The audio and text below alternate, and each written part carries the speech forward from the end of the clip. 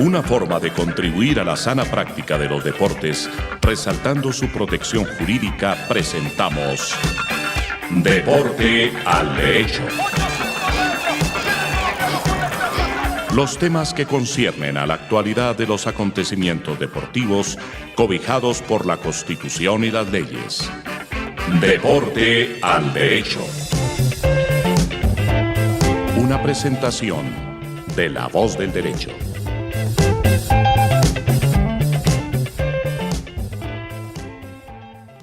Buenos días, buenas tardes o buenas noches, dependiendo de dónde y cómo nos oigan. Soy Víctor Delgado y este es el ya tercer programa oficial, cuarto por fuera de micrófonos, de Deporte al Derecho, el programa de La Voz del Derecho, donde tratamos y nos aproximamos al deporte desde una perspectiva netamente jurídica. Hoy es lunes 10 de junio del 2019 y les recordamos que nos pueden oír por el canal de Facebook, YouTube y por todas las páginas de podcast, iVoox, iTunes y todas las relevantes de podcast. Emitimos también por la página La Voz del Derecho en vivo hoy, lunes de 5 a 6 de la tarde y repetimos el miércoles de 9 a 10 de la mañana. Entonces, sin más preámbulos, Andrés, buenos días. Buenos días, Víctor. Hoy no viene María José porque está en los aeropuertos. Ella es una mujer de aeropuertos, viaja mucho, qué envidia. Vamos a seguir tratando el tema del dopaje. Todavía seguimos en paréntesis, pero tengo dos comentarios o dos editoriales que hacer. La primera es que creo que ya se decidió, pero no lo tengo tan claro, dónde se va a jugar el último partido, que no la final. La final son 2 partidos. El último partido del torneo colombiano, tengo entendido que es en Bogotá, porque había oído que era Bogotá, Tunja, o inclusive que habían pensado Quito, pero tengo entendido que el próximo miércoles se jugará la final, el último partido del campeonato colombiano en Bogotá entre Pasto y Junior. Como siempre, las decisiones del fútbol profesional colombiano se toman a las carreras, un poco sin meditar lo que ocurre. Con 6 meses de anticipación se puede prever todo, pero al final acaban decidiendo de manera apresurada. Siempre habrá una buena excusa y seguramente la hay, pero eso le pierde credibilidad al campeonato. Aunado a que parece que va a salir el canal Premium de fútbol colombiano, donde aparentemente van a recibir más dinero los clubes, pues es bueno, es un llamado, creo que todo el mundo lo ha hecho en todos los momentos, es un llamado a un poco al orden, a la DIMAYOR, a que piensen un poco en el espectador, que ya va a ser el que les va a comprar y el que aparentemente les va a dar dinero, que piensen un poco en el espectador para vender mejor producto, porque si no sabemos todavía no creo que se hayan vendido las boletas, si están vendiendo, se está empezando a vender ahora, no sé, repito, si es en Ipiales, en Ipiales, en Bogotá, en Tunja, pues es bueno que las cosas se hagan con un poco más de método, pero bueno. Pero igual la improvisada desde ese tema viene desde hace rato. Yo, ¿sí? Aquí como hincha de Millonarios, creo que somos de los que hemos hecho el análisis que nos hemos visto perjudicados por la decisión de la DIMAYOR de permitir al Pasto jugar en Ipiales, porque era un tema de si el estadio no cumple con las condiciones, así sea de forma transitoria, el estadio no se puede utilizar y no pueden forzar a un equipo que viene entrenando para jugar partidos a las 6 de la tarde o a las 7 de la noche a que cambie su horario a las 3 de la tarde porque se le dio un permiso transitorio, porque estoy seguro que alguno en la DIMAYOR dijo, esa gente igual no va a llegar a la final, entonces, pues, ¿qué? Entonces, el problema real es desde la improvisación inicial de dejar el Pasto trasladarse a Ipiales, cuando sabían que Ipiales no cumplía con las condiciones de tanto la federación como Conmebol para ser un estadio de un equipo de primera división de un fútbol profesional. Pero eso siempre ha pasado. Si la primera final de Copa Libertadores que ganó el Nacional se jugó en Bogotá porque no se podía en Medellín. Claro, pero estamos hablando en 1989. No, por eso y de 89 acá ha pasado el licenciamiento de clubes. Pero la forma de la toma de decisiones Listo, perfecto. ¿Pero qué pasa? No lo estoy defendiendo. Pero ¿qué pasa si digamos, Pasto pasa a la Copa Libertadores porque gana la Liga? Juega en Bogotá. Por eso. Eso es así. Pero entonces Bien. eso tiene que ser desde el comienzo. El segundo tema también que viene, para que vean que es que la DIMAYOR no brota de manera espontánea. Estamos, y por dentro la camiseta de Francia, en el Mundial de Fútbol Femenino. Ayer vi un partido de Inglaterra-Escocia y me gustó. Me parece un fútbol distinto, muy agradable de ver. No hay peleas y no hay cosas. Pero me llama la atención el apoyo que le dan, por lo menos la CONCACAF y la CONMEBOL, al Mundial de Fútbol. Curiosamente, en el momento en que se juega la final del Mundial de Fútbol, se juega la final de la Copa América y la final de la Copa de Oro de CONCACAF.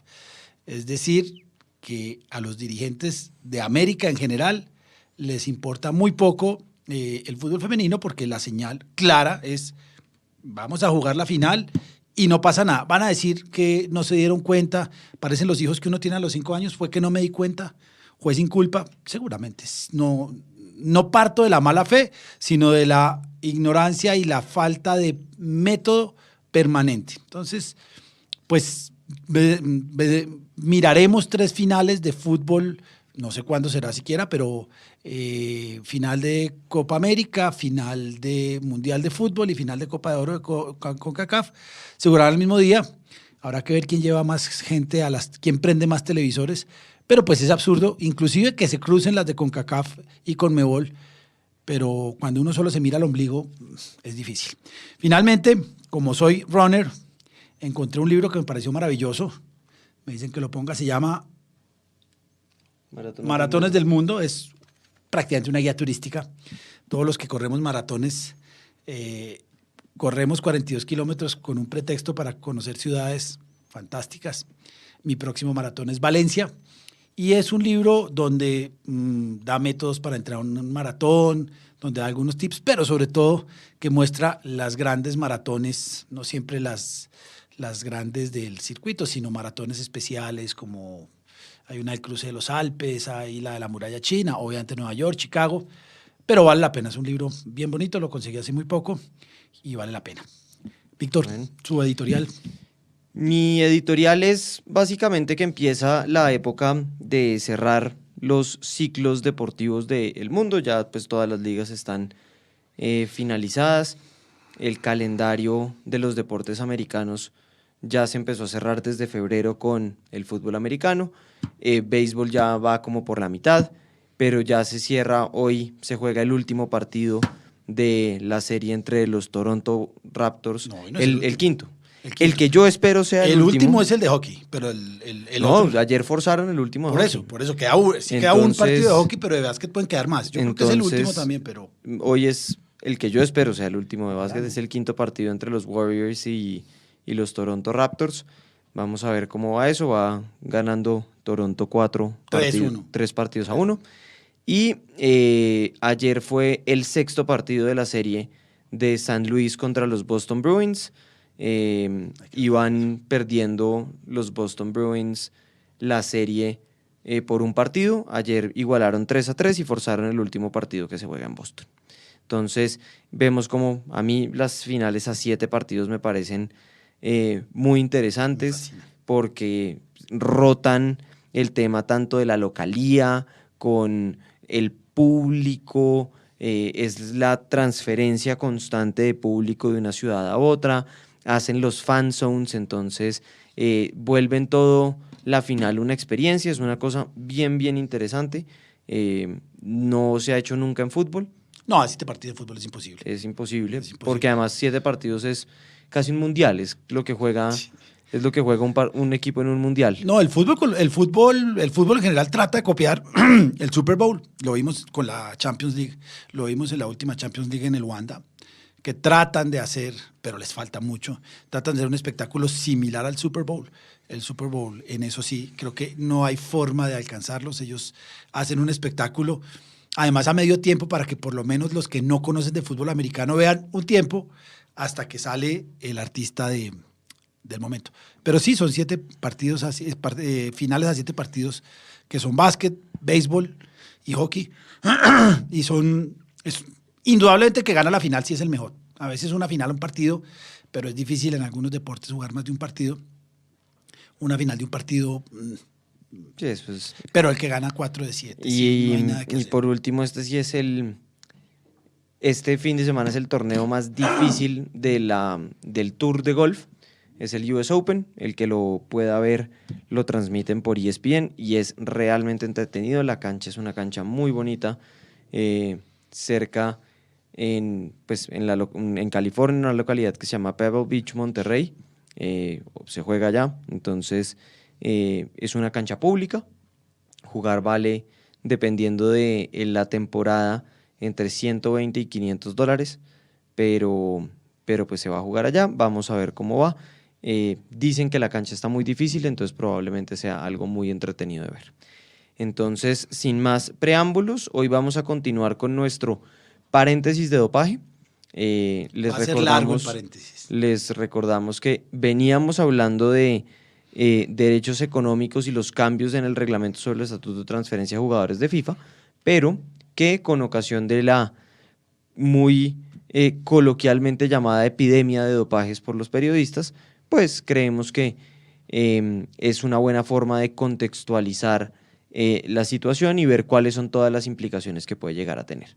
Hoy, entonces, en ese avance que venimos teniendo, vamos a hablar de las infracciones al dopaje, porque no solamente es una infracción al dopaje tener un resultado analítico adverso. Vamos a ver cómo ciertas actitudes o ciertas conductas por parte no solamente de deportistas pueden ser sancionadas y son consideradas como infracciones al dopaje. Entonces, vamos a ir a una pequeña pausa, ya habiendo hecho esta introducción, y retomamos con todo el tema de pues, las infracciones al dopaje y cómo se configuran y quiénes las pueden configurar. Esta es La Voz del Derecho.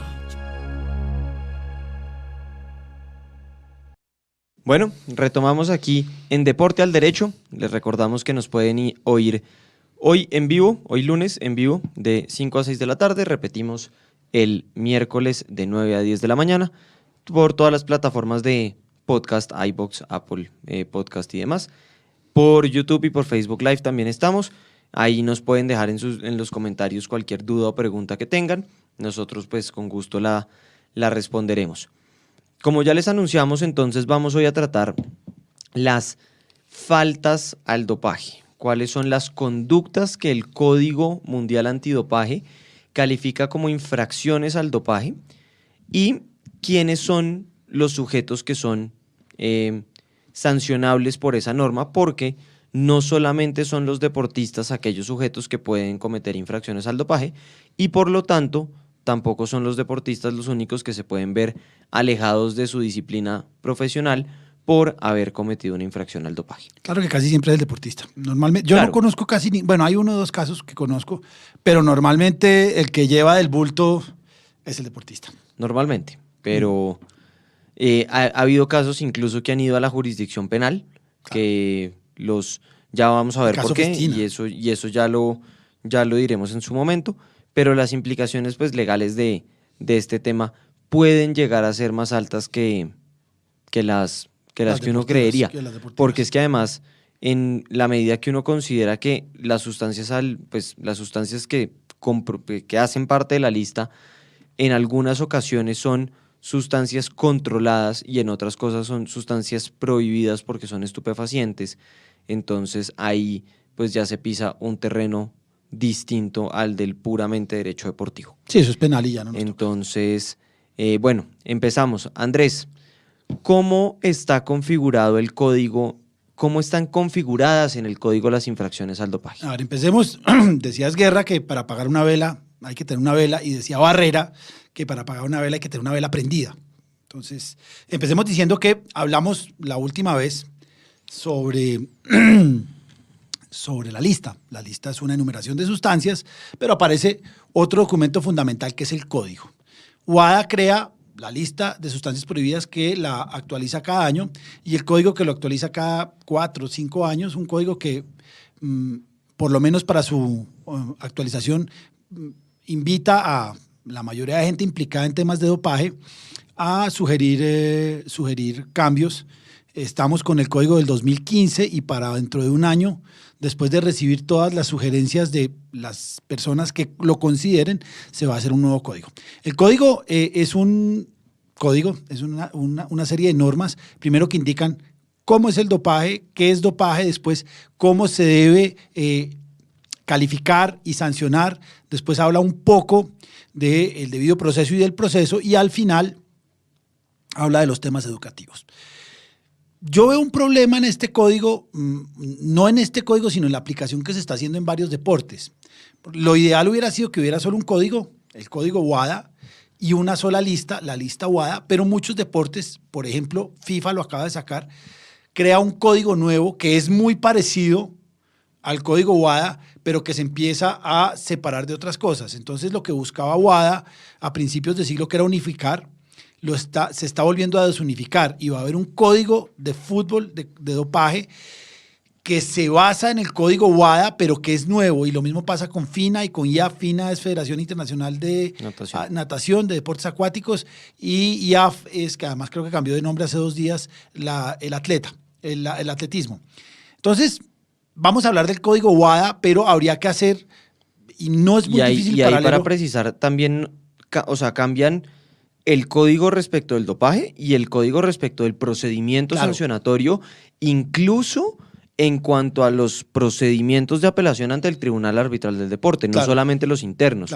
Entonces el cambio es un cambio total, y cuando nos vemos en un caso de estos, toca empezar a leer casi entre 2 y 3 columnas para ver que lo que dice uno no se contradiga con lo que dice el otro, que no sabemos si... Entonces se vuelve complicado. Con un problema adicional, es que todos los procesos punitivos deberían hablar de favorabilidad para el implicado. Acá creo que es lo contrario, es desfavorabilidad. Se aplicará el código que sea más fuerte para el deportista, porque así les gusta a las autoridades de dopaje y a la gente que no conoce un poco el tema. Entonces, si hay 2 códigos, siempre se utilizará el más desfavorable para el deportista.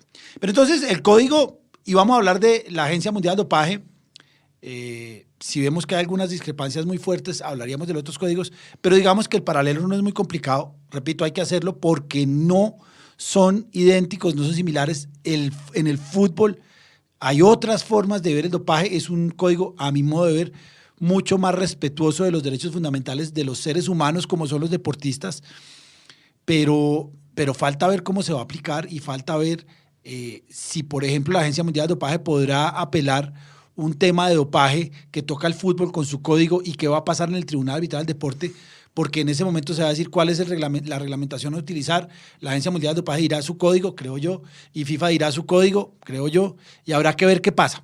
Ahí va a haber un conflicto de intereses y de jurisdicciones y de códigos que esperemos que en 1 o 2 años empiece a salir. Pero bueno, hablemos qué es el dopaje, porque la lista sirve para unos pocas infracciones al dopaje, que hay más y ya las vamos a ver, pero digamos que el artículo 1 de definición al dopaje dice: artículo 1 del Código WADA del 2015, el dopaje se define como la comisión de una o varias infracciones de las normas antidopaje según lo dispuesto desde el artículo 2.1 hasta el artículo 2.10. Es decir, hay 10 infracciones a las normas antidopaje. De manera que no solo es dar un resultado analítico adverso, es decir, no es solo haber consumido una sustancia prohibida o una sustancia similar a una sustancia prohibida o una traza de una sustancia prohibida o un metabolito de una sustancia prohibida o una marca de una sustancia prohibida. Ese es uno, pero vamos a ver cómo hay más, y cómo, en la medida en que el deporte se hace más sofisticado, que los deportistas son mucho más profesionales, van a tener otras obligaciones que no tienen todos los deportistas, y que su incumplimiento podrá dar lugar al incumplimiento, a la infracción a una de las normas de dopaje. Entonces empecemos por la primera. La primera infracción es la presencia de una sustancia prohibida o de sus metabolitos o marcadores en la muestra de un deportista. Entonces, el primero es claro, es la presencia de una sustancia prohibida.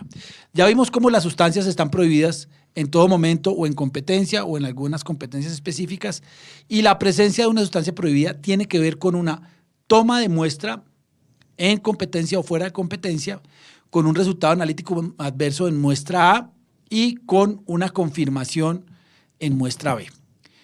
Ahí vienen varios temas, y los que están un poco al día de nuestro, nuevamente, fútbol, están oyendo que en el caso de Montero se está abriendo muestra B, y que la muestra B salió positiva, y que entonces que muestra A y muestra B positiva, entonces se dopó. Hasta ahí digamos que es un poco confuso. Un atleta entrega muestra de sangre o de sangre y orina en competencia o fuera de competencia y esa muestra es analizada. Se lleva a un laboratorio acreditado. Para llevarlo allí tiene que haber un respeto a una cadena de custodia, la muestra se debe conservar, que eso todavía los laboratorios no lo tienen tan claro, y llega al laboratorio que lo analiza.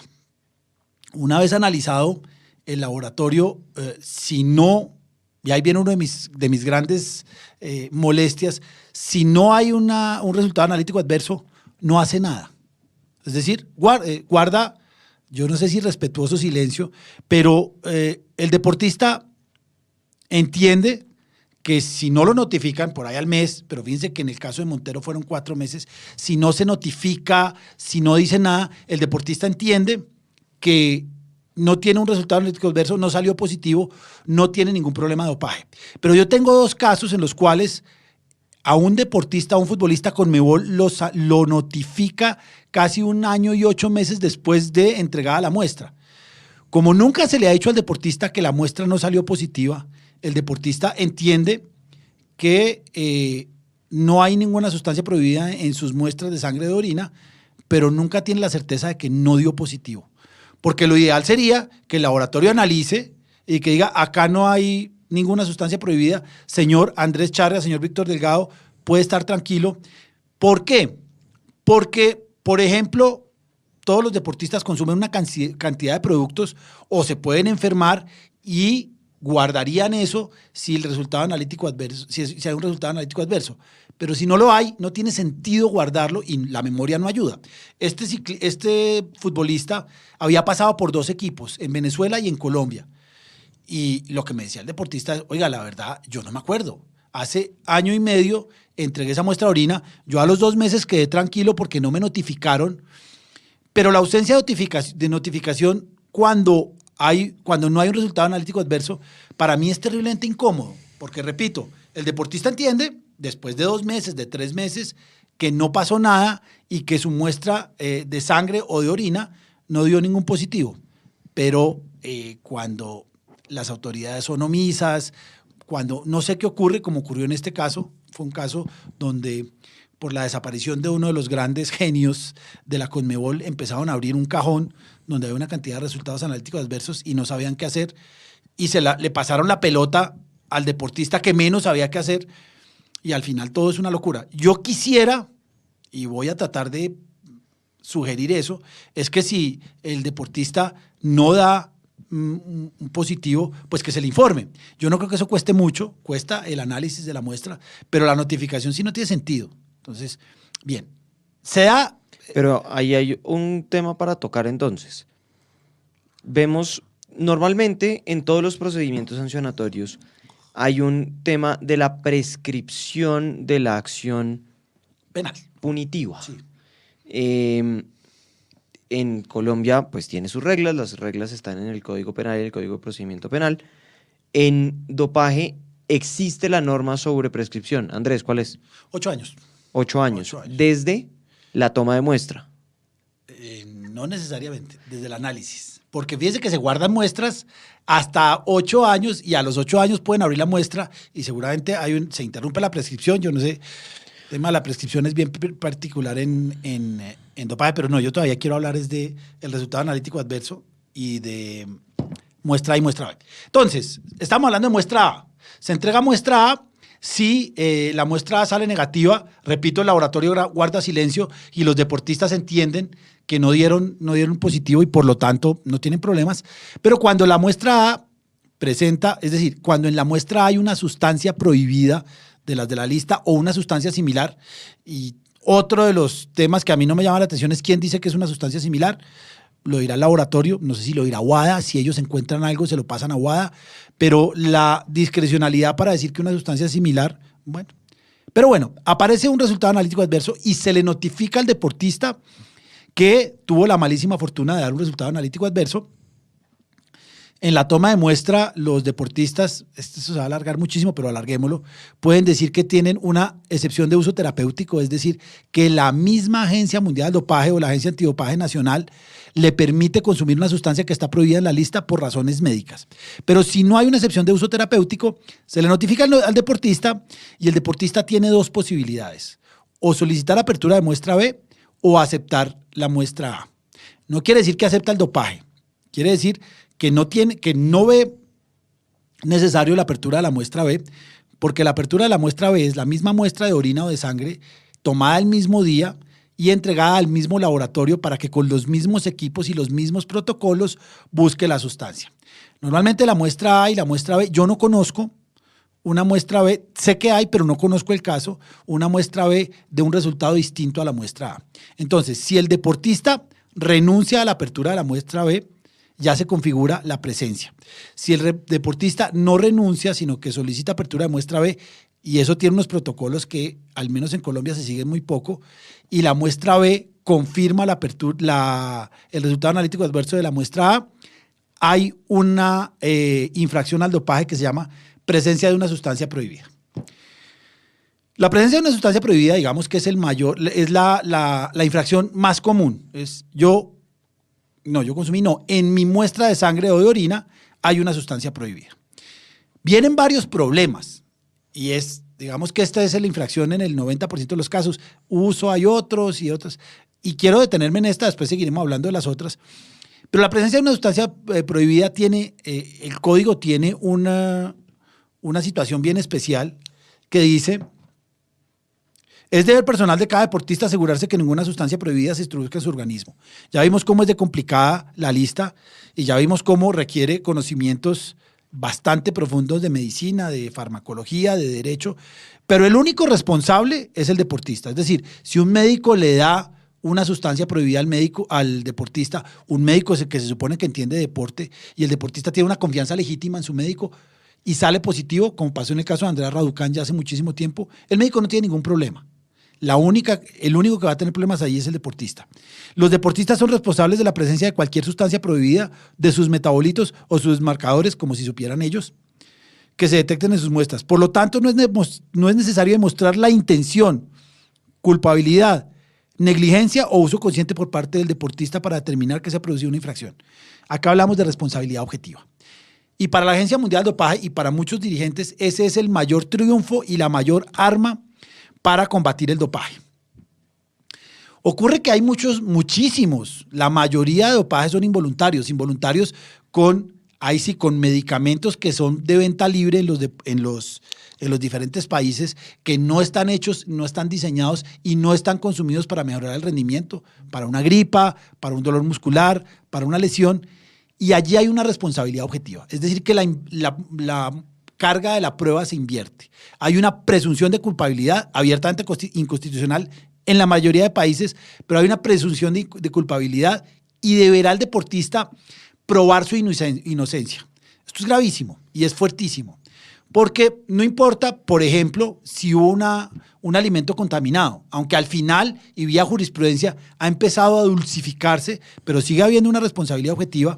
No importa si la intención no era mejorar el rendimiento, porque consumir un antigripal de esos de noche para poder dormir bien, que tiene alguna sustancia que está en la lista o alguna sustancia similar, será el deportista el que tiene que probar, y es una prueba casi diabólica, que lo consumió. Primero, ¿cómo lo consumió? Porque muchas veces ni se sabe. Hoy en día consumir carne puede llegar a tener algunos problemas, por ejemplo, con boldenona, fue la que dijo el Comité Olímpico. Boldenona, el Comité Olímpico Colombiano ya indicó que es muy posible que la carne colombiana, por temas fitosanitarios, la carne colombiana tenga boldenona y que algunos deportistas que de manera muy profesional, pero que tienen que consumir una carne contaminada con boldenona, puedan dar un positivo por boldenona, un positivo perfectamente involuntario, inocente, pero repetimos, hay una inversión de carga de la prueba y será el deportista el que tenga que probar que la carne que consumió tenía boldenona, pero es bastante difícil tener muestras de la carne que se ha consumido. Sería demasiado complicado para los deportistas cada vez que comen carne guardar un poquitico por si da positivo en boldenona y además tenerlo bien fechado por si en aquel momento hubo una muestra de sangre, de orina, y después hacer un análisis de esa carne para ver si dio boldenona. Hay una cosa, y ahorita, pues como para ir complementando, que el código, si bien no dice nada, la jurisprudencia, en especial la jurisprudencia del Tribunal Arbitral del Deporte, ha empezado a hablar de un tema que se llama la balanza de probabilidades. La defensa... Eso sí habla el código. Claro, pero el desarrollo es un desarrollo jurisprudencial. Sí, Y la balanza de probabilidades, básicamente lo que dice es, el deportista deberá en esa intención de demostrar que la sustancia entró a su cuerpo no para mejorar el rendimiento, sino de forma netamente accidental, demostrar justamente eso, con una explicación lógica, y lógica tiene que ser lógica en cuanto a la concentración de la sustancia, en cuanto a la modalidad de consumo de la sustancia, en cuanto al momento de consumo de la sustancia, demostrar cómo entró la sustancia al cuerpo. Ahora, lo que pasa es que cuando uno se ve dentro de una situación en la que las salidas son muy escasas y las explicaciones empiezan a sonar como casi de ciencia ficción. De novela. Es casi, pues la verdad causa entre miedo y risa uno sentarse a dar ciertas explicaciones, además de las que tampoco está seguro, porque el deportista puede poner su mano en aceite caliente y decir, mire, yo no consumí esa sustancia, pero pudo haber pasado esto. Y es el deber de uno empezar a construir ese argumento a través de esa balanza de probabilidades y de cómo yo le doy más peso a lo que dice el deportista y a la versión del deportista respecto a la versión que pueda tener un eventual comité sancionatorio. Sobre todo que es que la versión inicial ese dopó y es un tramposo. Pero viene otro tema que a mí también me molesta, y es que cualquier cantidad de una sustancia prohibida en el organismo, salvo nuestro conocidísimo salbutamol por el tema de Froome, cualquier cantidad es suficiente para condenar a un deportista por dopaje.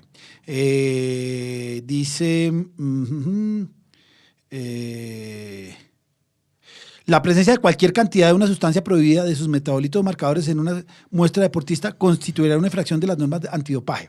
No es lo mismo un micromiligramo en una persona de 130 kilos, un levantador de pesas, que la misma cantidad en un deportista gimnasta de 45.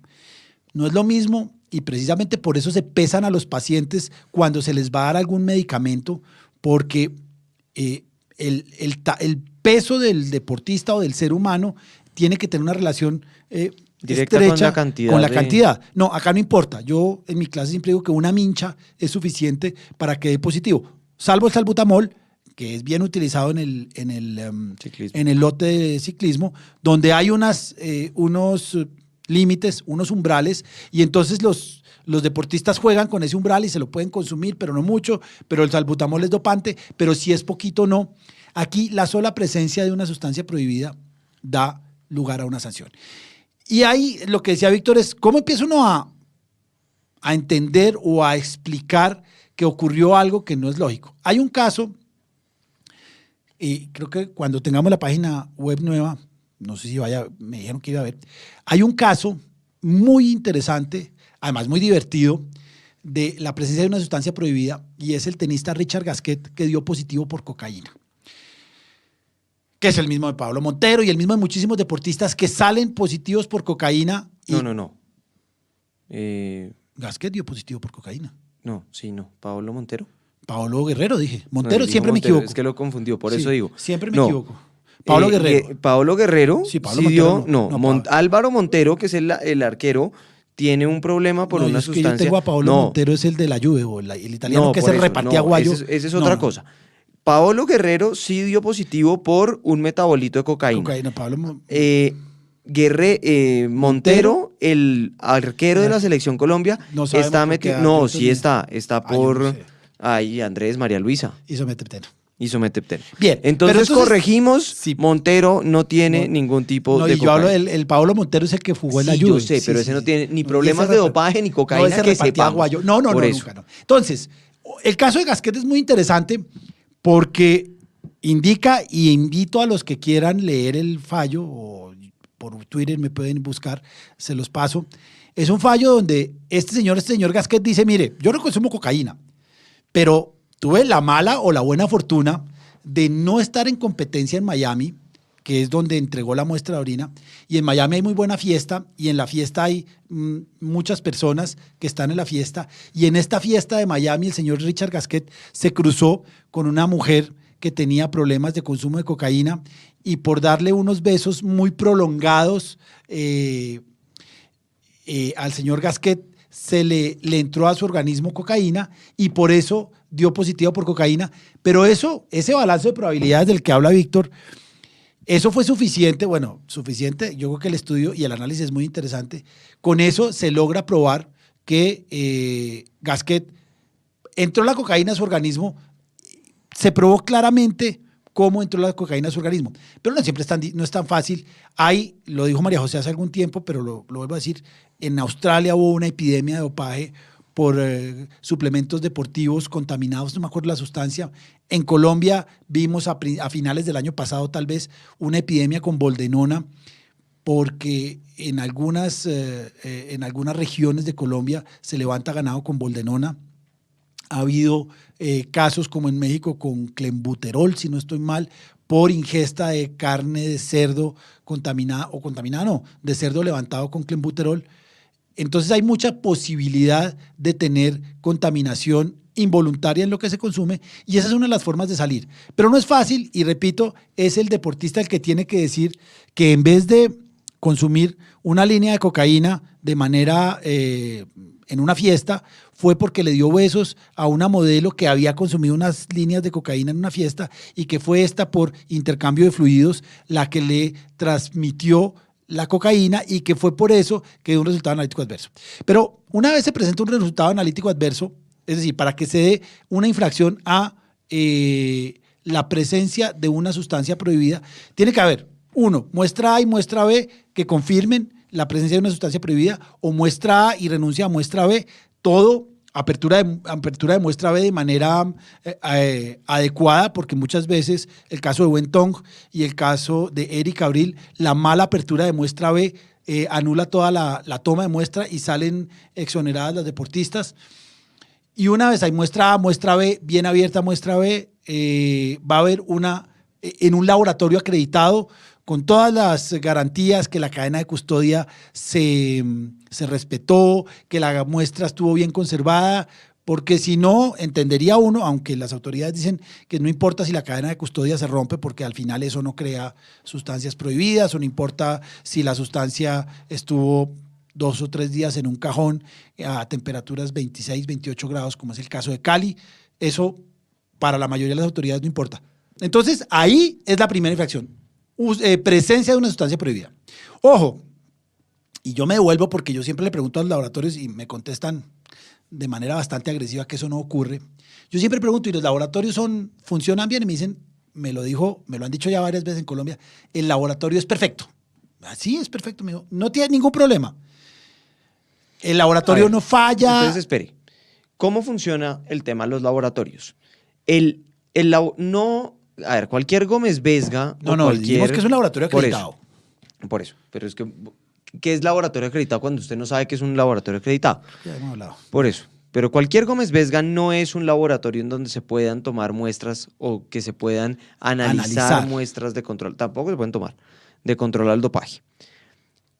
WADA, o la Agencia Mundial Antidopaje, tiene un protocolo que dice, este es el estándar mundial para los laboratorios.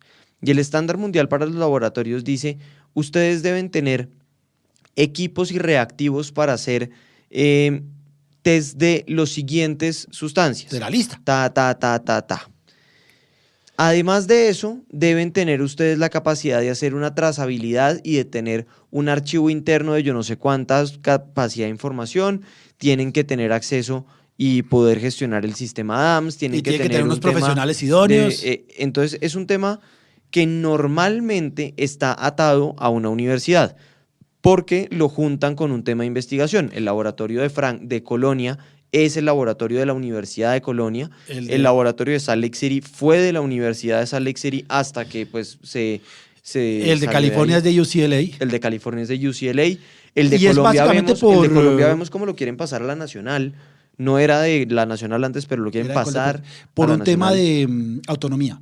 De Porque autonomía. ya vimos cómo el laboratorio abre muestras BES muy rápidas en algunos casos y en otros casos muy lentamente, porque les falta autonomía y entonces dicen, no, aguárdeme esta muestra B, que si la muestra A dio positiva, seguramente la muestra B va a dar positiva, y si la muestra B da positiva, tengo algún deportista que tiene que competir en alguna competencia importante, y más bien esperemos. Entonces ahí está el estándar mundial, que es un documento muy extenso y muy técnico, en donde se dice los laboratorios deben tener esto, no deben hacer esto, y está el tema, que es lo que nos llevó aquí a no tener laboratorio acreditado, de las muestras fantasma o sorpresa.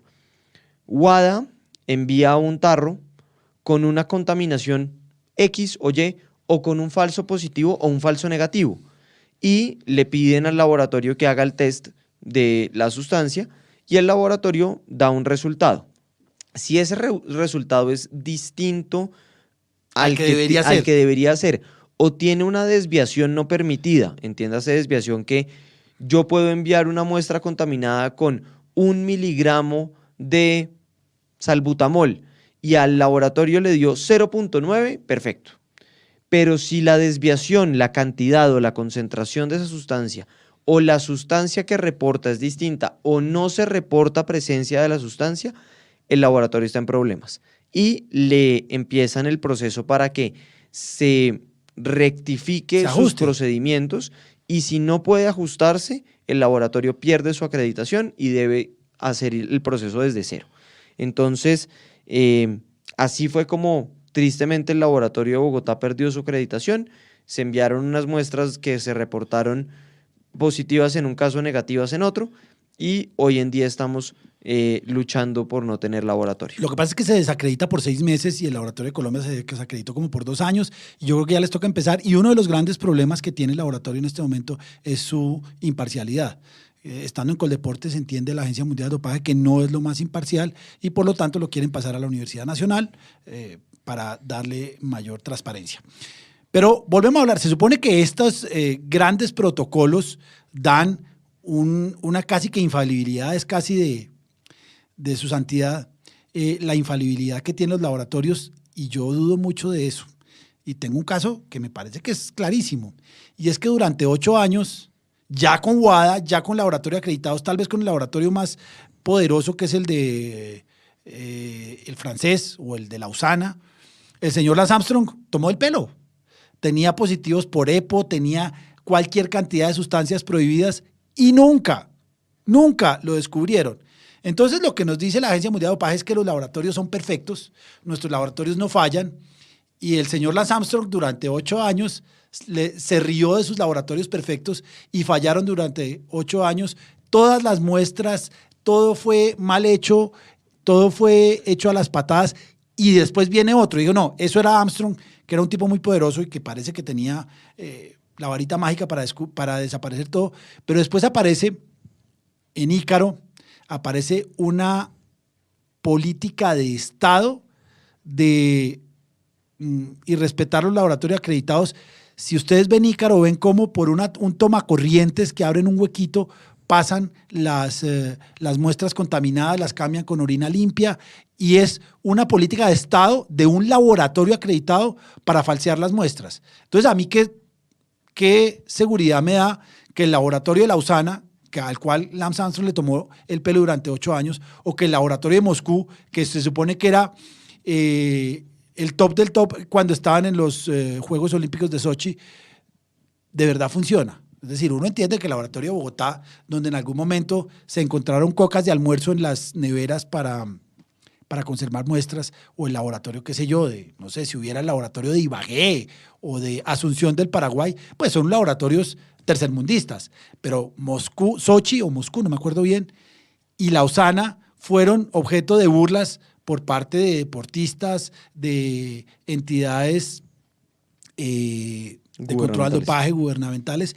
Y esos laboratorios que son pilísimos acabaron siendo el hazmerreír de la gente que conoce el tema, porque nunca pasó nada. Entonces, el tema del laboratorio acreditado, cuando uno le pregunta a los genios, dicen, no, es que nuestro laboratorio no falla. Entonces uno dice, bueno, ¿y qué pasó con Lance Armstrong? Y ahí se ponen bastante molestos y dicen que es que uno lo único que hace es bombardearlos. Pero bien, presencia de una sustancia prohibida es... Entonces, esa es la primera infracción al dopaje. Presencia es que para resumir, es que una sustancia prohibida o uno de sus metabolitos, trazas o marcas está en la orina o sangre de un deportista. Y dado positivo en muestra A, muestra B. O muestra B se renuncia. Muestra A y se renuncia a la apertura de muestra B. Perfecto. Bien. Pasamos a la siguiente infracción. Ya hablamos entonces de la primera y hablamos un poco de los laboratorios y demás. Mantengámonos dentro del estándar del programa para hablar de la segunda infracción. La segunda dice, uso o intento de uso por parte de un deportista de una sustancia prohibida o de un método prohibido. Entonces, ahí viene Armstrong. Entonces, ¿qué pasa con el caso Armstrong? Armstrong nunca fue detectado ni nunca fue, cogido ni en flagrancia ni nada respecto de, ni dio un resultado analítico adverso Nunca. respecto de ninguna sustancia o método prohibido. Que en su momento estudia la lista, ninguna. Exacto. EPO y todas esas cosas. Las autotransfusiones, todas esas vainas. Lo que sí pasó con Armstrong es que él sale en un programa, en el programa de Oprah Winfrey, y dice, mire, lo que yo realmente hacía era esto. A, B, C, D. Yo en el camión del Tour de Francia tenía unas bolsas con sangre cuando entrenaba en altura, que tenían un hematocrito más alto, que el conteo de glóbulos rojos era superior y hacía las transfusiones. Además, estas venían, entre comillas, envenenadas con algún suplemento o algún medicamento que ayudaba a mejorar el rendimiento. Y pues tenía un esquema para que muy... sofisticado para que no lo descubrieran, y en esa medida pues pudo burlar el sistema. En ese momento se configura lo que los abogados hablaríamos de una confesión. El deportista admite la ocurrencia de un resultado, pues de la ingesta de una sustancia prohibida, infracción al dopaje, y por lo tanto ya no estamos en el campo de la presencia de una sustancia, no hay solamente una sospecha o un resultado analítico adverso, sino hay una manifestación del deportista en la que dice, mire, la sustancia es esta, la sustancia entró al cuerpo de esta forma, la ingesta fue voluntaria o involuntaria, pero sí hubo un uso, consumo o intento de uso de esa sustancia. Pero claro, y entonces empieza WADA a desarrollar ese del uso como parte de la base que todo el deportista es tramposo, si sale con un resultado analítico adverso. Dice, el éxito o fracaso del uso o intento de uso de una sustancia prohibida o de un método prohibido no es cuestión determinante. Para que se considere que se ha cometido una infracción a la norma antidopaje, es suficiente que haya usado o haya intentado usar la sustancia prohibida o el método prohibido. Y a mí me llama mucho la atención porque ¿hasta dónde llego? Yo puedo comprar, yo como deportista de alto rendimiento puedo decir, bueno, tal vez necesito algo más para quedar de primero. Soy tercero, le puedo ganar al segundo a punta de entrenamiento, pero al primero es imposible y necesito ese milímetro, ese décima de segundo para ganar. Y voy donde un médico, que el señor Víctor Delgado, que es un médico experto en dopaje, y le pido cita. Pero al final no voy. Es decir, me doy cuenta que no es la forma de ganar y no voy. Y no importa, hubo un intento de uso que no fue fructífero, no llegué a usar la sustancia, y aún así el uso o intento de uso, porque es que la norma es muy clara y dice, repito, el éxito o fracaso en el uso o intento de uso de una sustancia prohibida o un método prohibido no es una cuestión determinante. Pero ¿cómo no va a ser una cuestión determinante? Una cosa es usar y otra cosa es intentar usar y no querer usarla. Hay un caso que a mí me gusta muchísimo porque es que es casi novelesco. El señor Giuseppe Gibilisco es un saltador de garrocha, es de los primeros saltadores de garrocha en Europa y en el mundo. Tenía varias, a mí me da mucha risa porque al igual que el de Gasquet, tiene temas novelescos. El señor Giuseppe Gibilisco, era policía, que yo no sé si era algo de buena o de mal gusto, pero era policía. Y era un deportista es un deportista de alto rendimiento, y se le acusó de intento de uso, ojo, no de uso, de intento de uso, porque tenía amigo o porque frecuentaba un médico que era, era conocido, hablemos bien, que era conocido por suministrar a algunos deportistas ayudas ergogénicas prohibidas. Se armó todo el caso con dos situaciones que a mí me parece que ningún abogado penalista entendería como serias. Uno es que tenía un amigo, bandido, ahí sí como dice Víctor, tenía un amigo y frecuentaba a un médico. Dos, que como era policía, no le informaba a sus superiores que iba donde este médico. Es decir, uno como policía tiene que informarle si va al médico. No supongamos que se va a dopar, sino que tiene una de esas enfermedades que no le deben dar a uno, pero que a veces le dan. Entonces hay que informarle al superior que va a ir a donde un médico. Y tres, porque en su agenda, en determinados días, tenía unas letras. C, no me estoy inventando las letras, pero las letras eran C, D y O.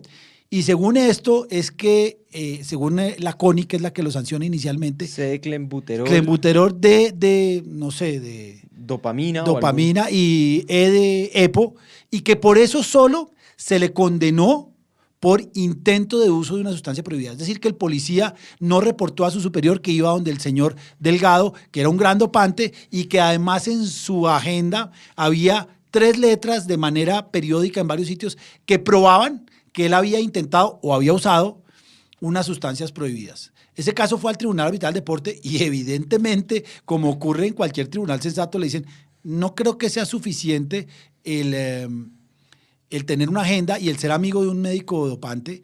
Hay que tener cuidado, evidentemente no es lo ideal para un deportista frecuentar médicos que entregan ayudas ergogénicas a los deportistas, pero en ese caso, y son 2 jurisprudencias que recomiendo que se lean, la de Gasquet y la de Givilisco, hay muchas más, la de Wentong y la que no ha salido todavía es Erika Abril por apertura irregular de muestra B, pero ahí está el uso y el intento de uso. Entonces, el uso es el de Lance Armstrong y el intento de uso, pues intento de uso yo creo que la mayoría de deportistas en algún momento han intentado, han querido, han pensado, han ido a donde un médico, pero el intento de uso es una tentativa, no sé si se llamará ya inacabado, pues, pero intentar usar una sustancia. Es decir, una tentativa desistida. Sí, como digo, una tentativa de sospecha. No, ahí hay que ser mucho más técnico, y el tema de Givilisco, que es risible. Yo ahí tengo que echar un cuento familiar. Mi hija hizo en mi clase de dopaje el tema de Givilisco y ella decía que era una novela, que no podía ser posible que a un pobre tipo se le acusara por tener amigos, y el fallo es novelesco, porque lo que dice Givilisco es, hey, yo no me dopé, yo no he hecho nada, por Dios, entiendan que de lo que ustedes me están acusando es una tentativa de sospecha. Bien, Mime, es como, yo creo que seguiremos hablando las otras. Debemos suspender acá, porque nos podemos quedar aquí hablando de infracciones al dopaje. No, de uso y intento de uso. Pero ya tenemos entonces lo grande y lo más importante de cuáles son, porque es que además son las infracciones yo creo que más comunes. No hay otras. ¿Cuál? La del paradero. Sí, la del paradero, no, sí, pero por lo menos la primera sí es la que se configura, la de presencia. El dopaje que conocemos todos es presencia. Es presencia. Entonces, por presencia de una sustancia prohibida se sancionan, o por lo menos se intenta sancionar a el 97% de los deportistas. Por lo menos. Entonces, vamos a suspender acá. Y seguimos tratando el tema de dopaje. El próximo programa, entonces, continuaremos con la lista, continuaremos con cuáles son las infracciones al dopaje. Ya sabemos que ya tratamos estas 2. Profundizaremos, si es el caso, un poco más en el tema de uso o intento de uso, que lo dejamos ahí un poco cojo. Le vamos a dejar aquí a la gente del programa los links de los laudos para que de pronto en la descripción puedan ustedes tener acceso a ellos para si que lo quieren leer. Son muy interesantes. Y el de Gasquet y el de Givilisco son divertidos, la real, porque hay unos que son muy técnicos, Contador, Wentong inclusive pero tiene su tema novelesco. Entonces, esperamos que la próxima semana nos pueda acompañar María José. Aprovecho para reiterarles la invitación. El 20 y el 21 de junio estaremos tanto María José como Andrés como yo, también Luis, que es nuestro nuestro Invitado invitado de cabecera. Estaremos en Cali, en la Cámara de Comercio, en el tercer Congreso Iberoamericano de Derecho Deportivo. Va a estar enfocado en arbitraje, arbitraje como método alternativo de solución de conflictos. En el deporte. En el deporte, con ocasión de unos temas de la Cámara de Comercio de Cali. Nos encantaría que, en caso de que vayan, nos busquen, nos saluden, nos den sus recomendaciones, sus quejas o cualquier idea que tengan respecto del programa. Si pueden ir, bienvenidísimos. Esperemos que puedan estar allá. Se les invita a tinto por parte de Deporte al Derecho. Todavía tenemos problemas migrando de nombre. Pero bueno, ha sido un placer para nosotros. A La Voz del Derecho, muchas gracias, y a todos los que nos ayudan para que este programa salga al aire. Entonces, pues nada, nos veremos, nos oiremos la próxima semana. Continuaremos con esta racha de programas sobre el dopaje. Esperemos que otra vez que esté María José. Andrés, feliz semana. Feliz semana. Como una forma de contribuir a la sana práctica de los deportes, resaltando su protección jurídica, hemos presentado Deporte al Derecho. Los temas que conciernen a la actualidad de los acontecimientos deportivos cobijados por la Constitución y las leyes. Deporte al Derecho. Una presentación de La Voz del Derecho.